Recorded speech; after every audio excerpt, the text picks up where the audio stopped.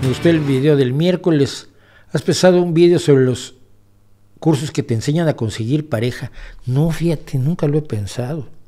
Es que ya me parecen lo más triste, ¿no? ¿Cómo se consigue pareja? Pues, buscando. No lo sé, esto es muy curioso, ¿no? Porque francamente todo el mundo consigue pareja, o sea, bueno, no todo el mundo, existen los incels, pero son una fracción pequeñísima de la población. En realidad todo el mundo, nunca falta un roto para un descosido, decía mi abuela, ¿no? Y siempre, pues vas a encontrar gente que se casa, se empareja con alguien, pues más o menos que piensa parecido, que siente parecido, que es tan atractivo o tan poco atractivo como la persona, en fin. Pero no se me ha ocurrido hablar de eso. Fíjate que hay un tema y no sé si sea políticamente correcto hablar de esto. Voy a soltar mi conspiranoia. Será en los últimos 15 años que me he dado cuenta, o que han aparecido, que se han hecho evidentes ante mí, y probablemente estoy mal, y quiero que me lo digan después. Ya lo veré cuando Rob me pase el chat, si no llego al final del chat hoy.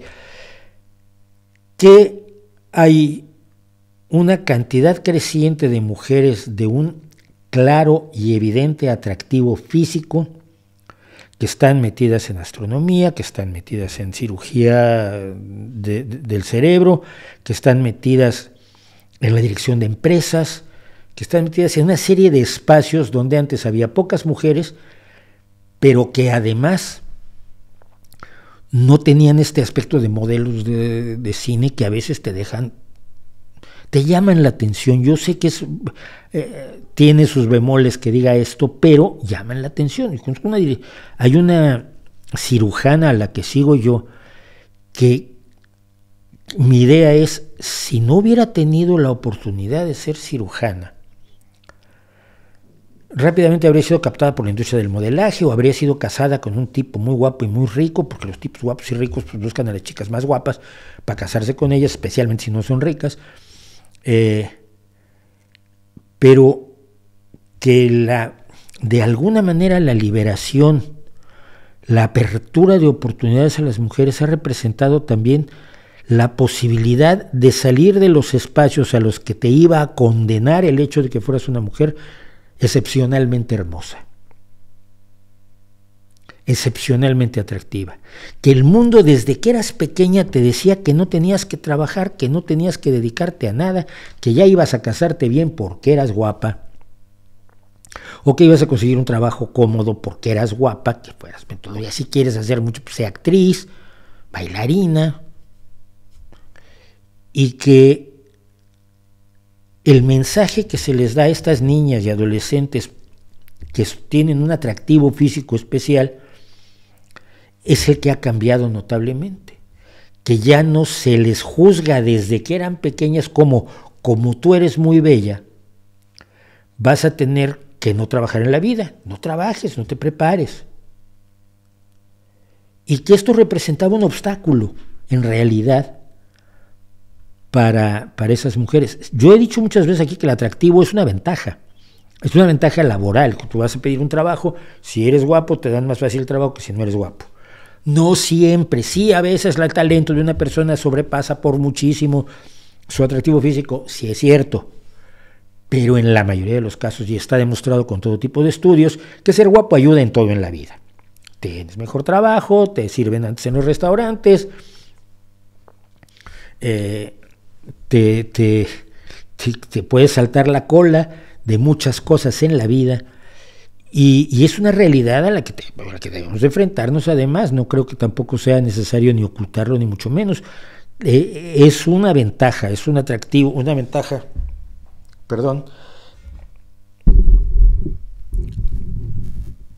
es una ventaja en la vida el tener un cierto atractivo físico, y los que tenemos un escaso atractivo físico lo sabemos.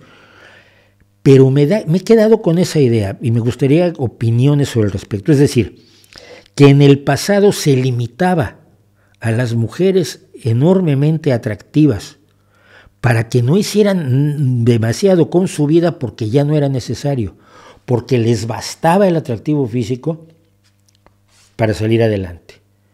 Y que el cambio de ese mensaje ha representado una extraña liberación de su propia belleza de muchas mujeres.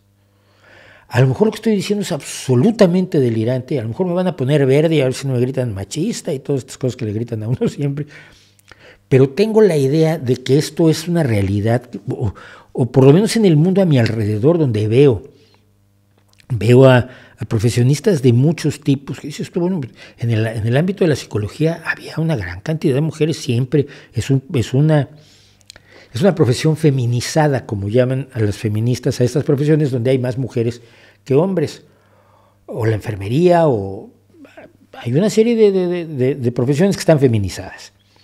Pero incluso en esas profesiones feminizadas se nota o percibo yo la presencia en mayor porcentaje de mujeres con un atractivo físico que antes les cerraba la puerta simple y sencillamente porque todos a su alrededor les decían que siendo guapa bastaba para salir adelante en la vida y casarse con alguien que tuviera un montón de pasta y dedicarse pues, a vivir la vida y a tener hijitos.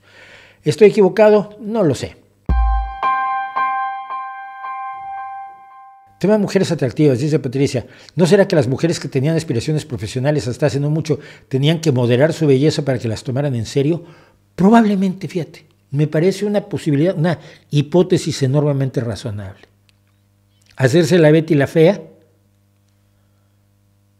para que te tomen en serio, para que no crean que te están dando el puesto o la calificación por guapa. Porque se dan los puestos y la calificación por guapas. Me parece una brillante observación de Patricia Díaz, ¿eh? Es una posibilidad. Dice Patricia otra vez, ahora está más validado utilizar la propia belleza como valor que no desmedra el valor profesional. Como bien dijiste, es conocido que el atractivo te facilita unas cosas y puede ser una herramienta. Sí, es que también ver cirujanas con un maquillaje simple y sencillamente un maquillaje bien desarrollado, no excesivo, pero normal. O ver a primeras ministras bailando, como fue el caso de la primera ministra finlandesa, o haciendo un video de TikTok siendo neurocirujana o astrónoma, no se veía. Y yo creo que esto era todo elementos que controlaban de alguna forma la expresividad de las mujeres, ¿no? Cuanto que haya más mujeres atractivas desempeñándose profesionalmente y destacándose, da prueba que el feminismo ha logrado tener sus frutos. Yo creo que sí. Yo creo que sí, porque a la mujer ya no se le clasifica como si eres guapa, pues ya no trabajas. Y si eres fea, pues entonces vas a tener que estudiar ingeniería. A ver si consigues novio. ¿Qué se decía? Es horroroso, pero se decía. Las chicas entraban a la facultad de ingeniería para conseguir novio, no porque quisieran ser ingenieras. No, resultaba que querían ser ingenieras, por supuesto, pero no se decía eso y no se las veía así. Y eso implicaba limitaciones para su desarrollo profesional, sin duda alguna. Eso es lo que la gente no entiende muchas veces. Cuando habla de feminismo y quiere hablar de la guerra cultural, de la ultraderecha o de las películas de Disney, lo que no entiende es que todo esto que estoy contando pasaba y era una limitación real, y ponte en la piel de una persona que tiene que enfrentar esto todos los días de su vida. O una chica que tiene que caminar de noche por la calle, una calle medianamente solitaria, y se cruza con un tipo.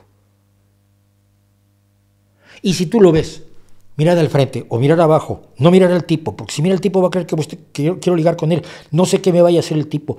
Y tú ves que las mujeres caminan aquí en España, aquí en Gijón, con cierto acojone, con cierto miedo, con cierta... Yo tengo que mirar al frente, ¿eh? Él voltea y me mira y además decide si estoy guapo o no estoy guapa, pero yo no puedo voltear a mirarlo. Si me ve mirándolo, puede implicar cosas que yo no quiero. El teléfono móvil fue el gran invento para las chicas que caminan solas por la calle, porque van hablando por teléfono, aunque no estén hablando con nadie, pero así se sienten acompañadas. ¿Y por qué coño tendrían que sentirse acompañadas? Porque no pueden andar libremente. Porque todavía no se consigue eso.